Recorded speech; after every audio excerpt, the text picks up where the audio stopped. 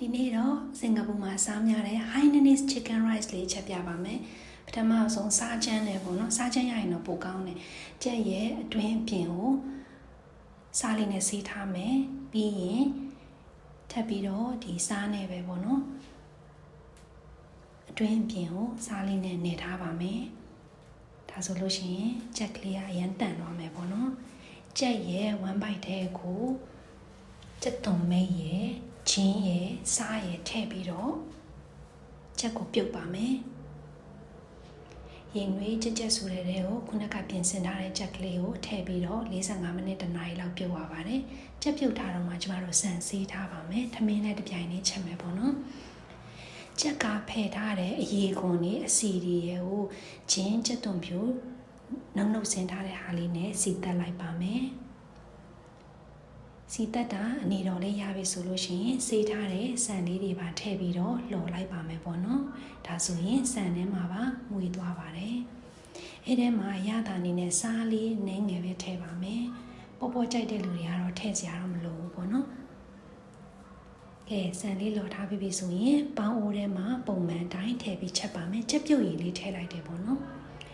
ချက်အနေတော်ရပြီဆိုလို့ရှိရင်ကျတော့အထက်ထည့်ထားတဲ့အစာပလာတွေထုတ်ပြီးတော့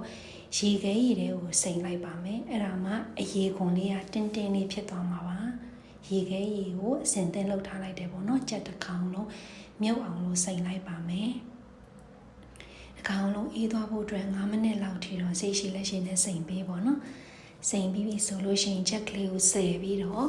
နှမ်းစီလေးနဲ့ကောင်းလေး massage လုပ်ပေးလိုက်ပါမယ်တကိုယ်လုံးအနှံ့ပေါ့နော်ဒါမှသာလျှင်ကြက်ရဲ့အရေပြားလေးကမှုမွေးလေးနဲ့တောင်လေးနဲ့ဒီအရေကုန်လေးကစားလို့ကောင်းနေမှာပေါ့နော်နှမ်းစီလေးနိုင်လေးသုံးပေးထားပါတယ်ကြက်ကလေးကိုသေချာလေးထဲထိဝင်အောင်စိတ်ရှိလက်ရှိနဲ့နှိမ့်နေပေးတာပေါ့နော်ကြက်ရဲ့အရေကုန်အဲ့ဒါပြီးပြီဆိုလို့ရှိရင်တော့ကြက်ကိုစားမဲ့အတုံးအနေထားလေးပေါ့တချို့လည်းအသားလေးတွေနှွင်နေပေါ့အဲ့လိုမျိုးလေးလှုပ်ထားပြီးတော့ကျမတို့ sauce လေးဆက်ပါမယ် sauce တွေကတကြားရဲ့ပဲငံပြားရည်ရဲ့နန်းစီရဲ့နန်းစီကတော့မှုရောင်ထည့်တာပေါ့နော်တချို့နန်းစီမကြိုက်လည်းမထည့်လို့ရတယ်ခရုစီလေးနည်းနည်းရဲ့ကြက်ပြုတ်ရည်လေးရဲ့ထည့်ပြီးတော့ဆက်ထားလိုက်ပါမယ်ဒီရလာတဲ့ sauce လေးကိုကျမတို့ကြက်သားပေါ်မှာလည်းစမ်းပြီးတော့စားလို့ရတယ်ပေါ့နော်ဒါဆိုရင်ကြက်ကအရသာပို့ပြီးတော့ပြည့်စုံသွားတယ်ပေါ့ပြီးရင်ကြက်ကိုပြုတ်ပါမယ်ကြက်ကိုပြုတ်ပြီးပြီဆိုရင်ခုနဆက်ထားတဲ့ sauce ထဲမှာထည့်ပြီးဒါဆိုရင်ရပါပြီရတာရှိစားသုံးကြပါ